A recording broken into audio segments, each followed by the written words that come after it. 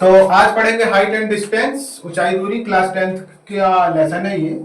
और काफी important lesson है क्योंकि एक क्वेश्चन तो इससे जरूर आएगा। और इसको करने के लिए कुछ बातें आनी चाहिए हमको, जैसे एंगल ऑफ एलिवेशन क्या है, इसको हिंदी में कहते हैं बेटा उन्नयन कोण। अब मैं सेपरेट हिंदी इंग्लिश के लिए वीडियो नहीं बना रहा हूं, मैं एक ही में बना रहा हूं, आप दोनों मीडियम के बच्चे इसको समझ सकते हैं। जब हम नीचे से किसी ऑब्जेक्ट को देखते हैं ऊंचाई पे, तो उसे हम एंगल ऑफ एलिवेशन कहते हैं। जैसे ये एक हाइट है और यहां पर कुछ है, कोई भी मान लिया गली में एक बच्चा खड़ा है और अपने दोस्त को छत पे खड़ा है, उसका दोस्त उसे देख रहा है, तो वहां पे एंगल बनेगा जो उसकी आई और एक हॉरिजॉन्टल लाइन के साथ। जैसे ये नीचे से इसने देखा तो ये एक इमेजिनरी हॉरिजॉन्टल लाइन होगी और आई के साथ यहां एंगल बन गया थीटा। तो नीचे से उसने देखा ऊपर तो एंगल बन गया थीटा, जिसको हम कहेंगे उन्नयन कोण या एंगल ऑफ एलिवेशन। ठीक उसी तरह ऊंचाई से, ये हमारी धरती माता है, यहां ऊंचाई से छत है, मान लिया किसी कोई बच्चा यहाँ खड़ा है, नीचे किसी ऑब्जेक्ट को देख रहा है, तो ऊपर से देखेगा ऐसे नीचे, ऊपर से ऐसे देखेगा नीचे, तो ये एक लाइन ऑफ साइट हो गई और ये एक इमेजिनरी हॉरिजॉन्टल लाइन हो गई। तो यहां एंगल बन जाएगा थीटा, मान लिया, तो यहां पे भी थीटा बन जाएगा। ज्योमेट्री लगा के आप जानते हैं अल्टरनेट एंगल।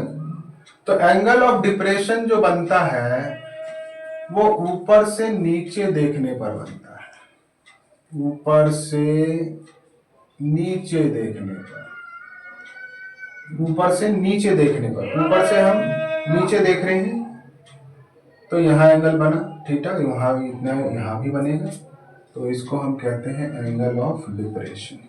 और कुछ वैल्यूज जरूर याद होनी चाहिए, ट्रिग्नोमेट्रिक फंक्शन, ट्रिग्नोमेट्रिक आइडेंटिटीज है कुछ, उनकी वैल्यू आपको मालूम होनी चाहिए।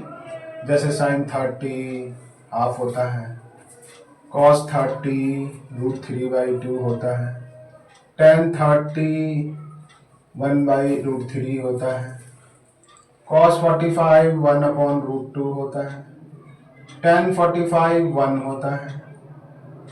मेनली साइन, कॉस और टेन यही यूज हो पाएगा इसमें, और ज्यादा कुछ चीजें यूज नहीं होती। फ्री वैल्यू तो आपको सब याद होनी चाहिए क्योंकि पीछे एक्सरसाइज में क्वेश्चन वैल्यू बेस्ड भी आते हैं, पर आज तो हमारा टॉपिक हाइट एंड डिस्टेंस का, इसलिए हम आज यही करेंगे खाली। tan 60 की वैल्यू, मेनली tan इंपॉर्टेंट है इसमें, एंगल ऑफ एलिवेशन डिप्रेशन समझना है और ये कुछ वैल्यूज याद करनी है, और फिगर हम बनाएंगे, 2-4 क्वेश्चनों में प्रैक्टिस कराएंगे, आप समझ जाएंगे और आशा करते हैं आप सीख भी जाएंगे। tan 60 √3, इतनी वैल्यूज अगर आपको आती हैं तो ये लेसन हो जाएगा लगभग। एक क्वेश्चन से आपको समझाएंगे, तो एक क्वेश्चन लेते हैं, तो क्वेश्चन एक लेते हैं। तो बच्चों सामने क्वेश्चन दिखाई दे रहा है आपको, find angular elevation of the sun when the shadow of 10 meter long pole is 10 √3 meter. Angular elevation of the sun, यहां सन है मान लिया, ये ग्राउंड है, 10 मीटर लॉन्ग एक पोल है, ये 10 मीटर लॉन्ग है और शैडो ऐसे बनेगी, शैडो जो बन रही है 10 √3 मीटर बन रही है। आपको बताना है ये एंगल कितना बना, सन का एंगुलर एलिवेशन कितना है, ये एंगल कितना बन रहा है ये बताना है। तो ये परपेंडिकुलर होता है, ये बेस होता है, आप जानते हैं, पाइथागोरस थ्योरम पढ़ रखा होगा, उसमें 90 डिग्री के सामने वाली जो साइड होती है उसको हाइपोटेन्यूज कहते हैं, ये परपेंडिकुलर है, ये बेस है। और इसमें परपेंडिकुलर और बेस के बीच में जो रिलेशन होता है tan होता है, P/B होता है। साइन आपका पता ही होगा, P अपॉन H होता है और कॉस जो होता है B अपॉन H होता है। ये कुछ वैल्यूज आपको याद होनी चाहिए, तो आपसे हो जाएगा ये क्वेश्चन। तो यहाँ देखिए रिलेशन हम इसमें और इसमें बना सकते हैं। ये परपेंडिकुलर है और ये बेस है। ये पोजीशन सन की ये मान ली हमने, ये बी और सी। tan लगा दीजिए, tan थीटा। tan थीटा होता है perpendicular upon base, perpendicular A B है और बेस बी सी है। tan थीटा ए बी आपका tan है और बी सी tan√3 है। tan 1 जा tan थीटा 1/√3।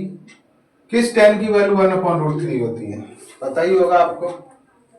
तो tan थीटा और tan 1/√3, tan 30 की वैल्यू होती है। tan से tan कैंसल और थीटा आ गया 30। तो ये हमारा एंगुलर एलिवेशन निकल गया 30 डिग्री। तो बच्चों ये क्वेश्चन दिख रहा है कि आपको हाइट एंड डिस्टेंस का। ये the shadow of a tower when the angle of elevation of the sun is 45 degree is found to be 10 meter longer than when the angle of elevation is 60 degree। क्या कह रहा है ये question? The shadow of a tower, तो कहीं पे एक tower बनाना ही पड़ेगा आपको। ये हमने सपोज कर लिया टावर, ठीक है जी। ये हमने ग्राउंड का रेफरेंस लेवल बना लिया, ये हमने टावर बना लिया। अब angle of elevation of the sun is 45 degree. Sun कहीं इसके ऊपर है, कहीं सन है, इसके ऊपर लाइट पड़ रही है, तो शैडो बनेगा ही। तो शैडो बना इसका कितने डिग्री एंगल पे भाई? 60 डिग्री। 60 डिग्री पे हमने मान लिया ए बी सी डी। सन का जब एंगल ऑफ एलिवेशन 60 डिग्री था तब हमने मान लिया कि शैडो की लेंथ x है। ये शैडो है, ये ए बी हाइट है टावर की। लिख लेंगे हम पहले, let A B height of tower. A B हम टावर मान लेते हैं, let A B tower of height. अब इसकी हाइट मान लेते हैं कुछ, क्या हाइट मान लेते हैं? h। और angle of elevation, angle A C B 60 degree. तो व्हेन एंगल 60 देन शैडो जो है वो क्या है बच्चों? शैडो BC है, वो उस समय x है। ए बी टावर है, यहां से हमने देखा सन को, तो एंगल 60 डिग्री बना। सन की लाइट पड़ने से इसकी शैडो बनी है BC। सन की लाइट इस टावर पे पड़ी तो उसकी शैडो बनी BC, जिसकी लेंथ हमने x मान ली। क्वेश्चन में ये लिखा है कि अगर एंगल 45 हो जाता है यहां पे, अब ये एंगल हो गया 45, तब शैडो जो है 10 मीटर ज्यादा लंबी हो जाती है। अब ये शैडो 10 मीटर ज्यादा हो जाती है। लिखा है is found to be 10 metre longer, इससे 10 मीटर ये ज्यादा हो जाती है। तो यानी कि यहाँ पे हमारे पास जो BD है वो x + 10 हो जाएगा।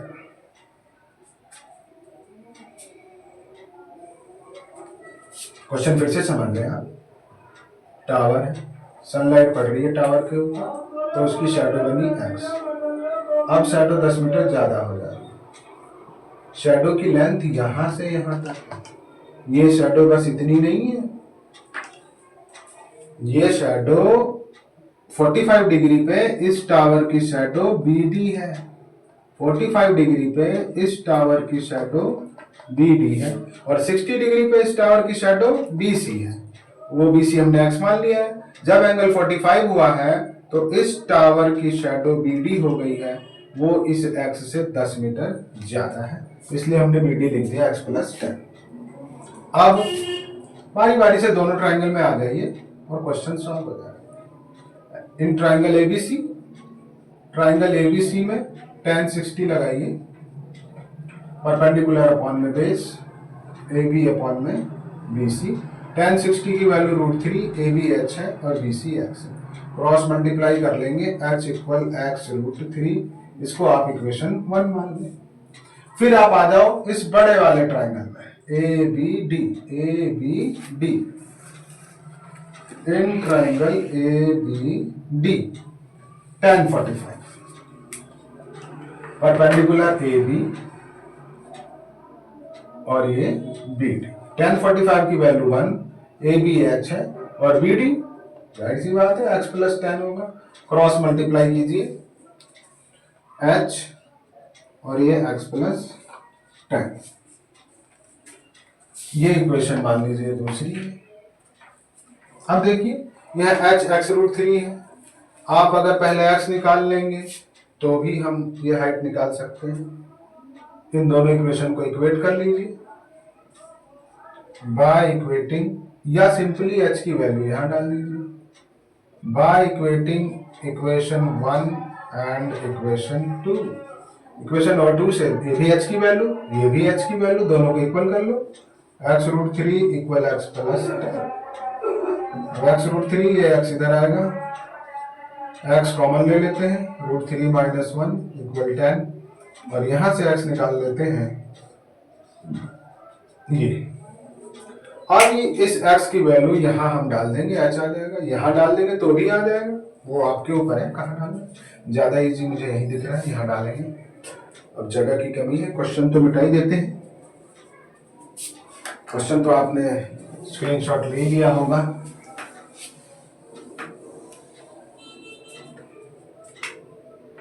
तो पुटिंग द वैल्यू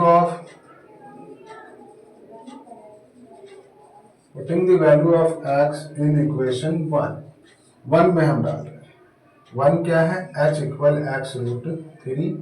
x की वैल्यू हम निकाल चुके, 10/√3 माइनस 1 इंटू √3। 9th क्लास में आपने बच्चों सीखा होगा रेशनलाइजेशन करना, कर दीजिए। यहाँ पे 10√3/√3 माइनस 1, √3 प्लस 1 अपॉन में √3 प्लस 1। अब मैं ये रब कर देता हूं, आपने स्क्रीनशॉट तो ले लिया होगा पहले।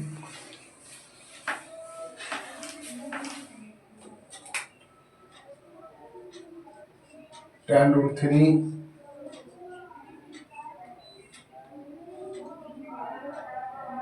a² minus b²।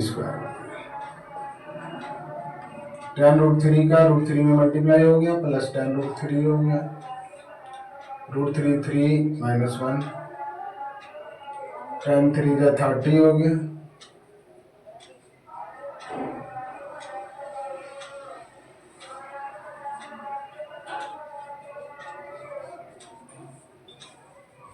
tan common ले सकते हो, tan3 का 30, 2 5 का 10, √3 की वैल्यू डाल देते हैं, 1.732 होती है, 314.732 मल्टीप्लाई कर देते हैं, 4 10 जा 5 2 जा 10, 4 3 जा 4 नहीं सॉरी 5 3 जा 15, 116, 5 7 जा 35 और 136, 5 4 जा 20 और 3 23। पीछे से 1 2 3 डिजिट के बाद डेसिमल लगा दिया हमने और ये हमारा आंसर है।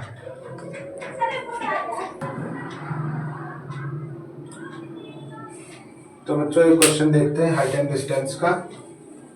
थोड़ा ये वीडियो आज दिन में शूट हो रहा है तो कुछ आवाजें आ रही होंगी आपको, तो जैसे समय मिलता है वैसे बना पाते हैं तो उनको नेगलेक्ट कीजिए, जो आपका मकसद है वो पूरा कीजिए।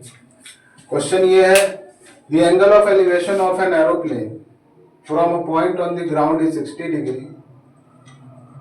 After flight of 15 second the angle of elevation changes to 30 degree. If the aeroplane is flying at constant height of 1500 meter, find the speed of the plane in kilometer per hour. Okay. तो सबसे पहले aeroplane की height को दिखाते हैं। ये suppose की कर लीजिए कि ये हाइट है, ये ग्राउंड है और यहाँ एरोप्लेन उड़ रहा है। ग्राउंड से हम देख रहे हैं उसको जब तो 60 डिग्री पे देख रहे हैं और ये जो हाइट है एरोप्लेन की वो 1500 √3।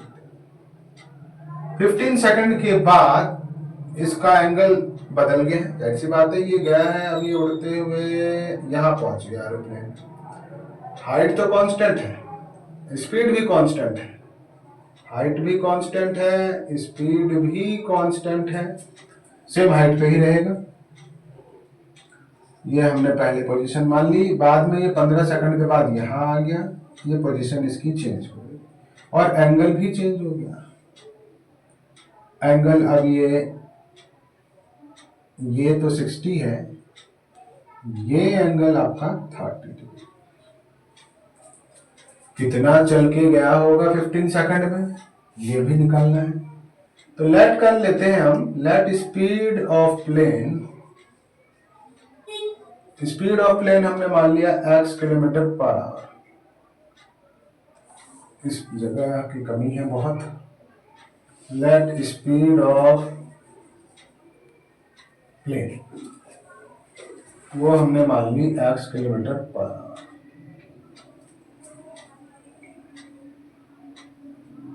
मीटर में है, मीटर पर सेकंड मान लेते हैं, बाद में बदल देंगे। मीटर पर सेकंड मान लिया। तो डिस्टेंस कितना ट्रेवल होगा 15 सेकंड में? Distance in 15 second. भाई आपने छोटी कक्षाओं में पढ़ा ही होगा, डिस्टेंस का फॉर्मूला क्या होता है? Speed into time. तो स्पीड इनटू टाइम कर दीजिए। स्पीड क्या थी? x और टाइम कितना? 15 सेकंड। तो कितनी डिस्टेंस ट्रेवल हुई? 15x। तो ये आपका 15x है, जितना ये है उतना ही ये। ठीक है, अब आते हैं, आ जाइए इन ट्रायंगल ABC में आइए। tan 60 परपेंडिकुलर अपॉन में बेस, AB अपॉन में BC। tan 60 की वैल्यू √3, AB आपके पास 1500 √3 है और BC हमें मालूम नहीं है। √3 से √3 कैंसिल, 1500 अपॉन BC, यहाँ से क्रॉस मल्टीप्लाई कीजिए, BC आ गया आपके पास 1500 मीटर। अब हम आते हैं इन ट्राइंगल A'(B')C, A'(B')C। इसमें tan 30 परपेंडिकुलर अपॉन में बेस, तो परपेंडिकुलर है A'(B') अपॉन में B'(C), बेस ये है B'(C). tan 30 की वैल्यू आप जानते हैं 1/√3।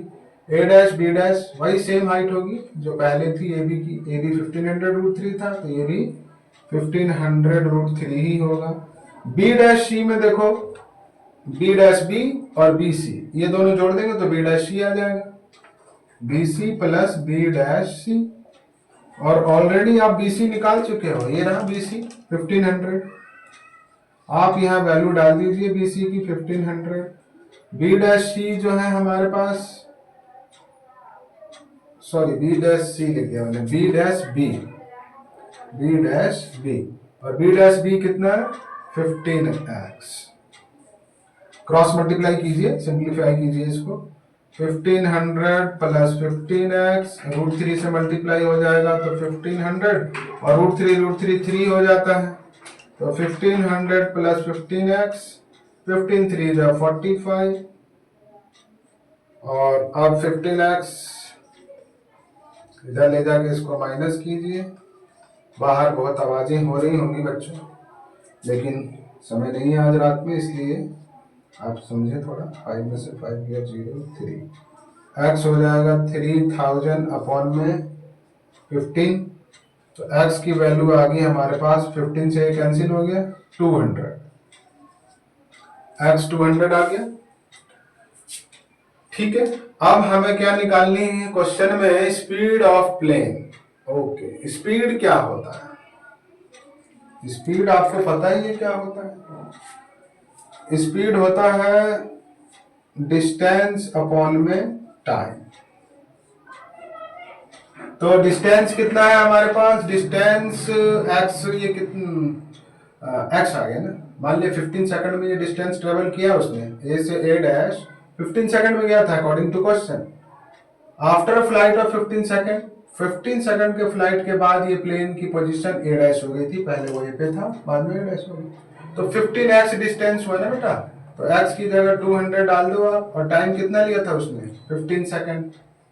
15 से 15 कैंसिल हो गया, 200 मीटर पर सेकंड। बट उसने पूछा है किलोमीटर पर आवर। तो मीटर पर सेकंड को किलोमीटर पर आवर में बदलने के लिए पता ही है 5/18 कर देते हैं। क्यों कर देते हैं भाई? मीटर को बदलना पड़ेगा किस में?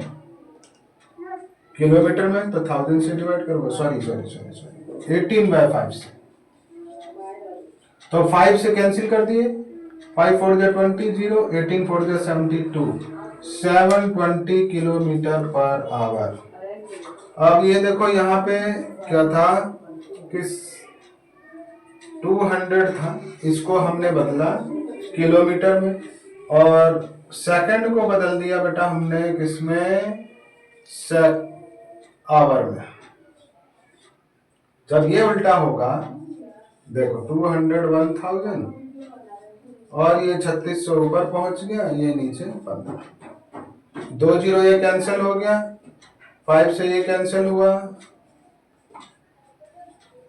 तब जाके आया। तो आप इतना कुछ ना करके सिर्फ आप ये याद रखें कि मीटर पर सेकंड में हो और किलोमीटर पर आवर में बदलना हो तो सीधे 18/5 कर दें, और यही किलोमीटर पर आवर से मीटर पर सेकंड में बदलना हो तो 5/18 कर दें। समझ रहे हो ना? Kilometre to hour, kilometre per hour से मीटर पर सेकंड में जाना हो तो जस्ट मल्टीप्लाई 18/5। उल्टा लिख दिया मैंने, सॉरी। मीटर पर सेकंड से किलोमीटर पर आवर में जाना हो तो just multiply 18/5, and kilometre per hour से जाना हो मीटर पर सेकंड में तो जस्ट मल्टीप्लाई 5/18। ठीक है बेटा।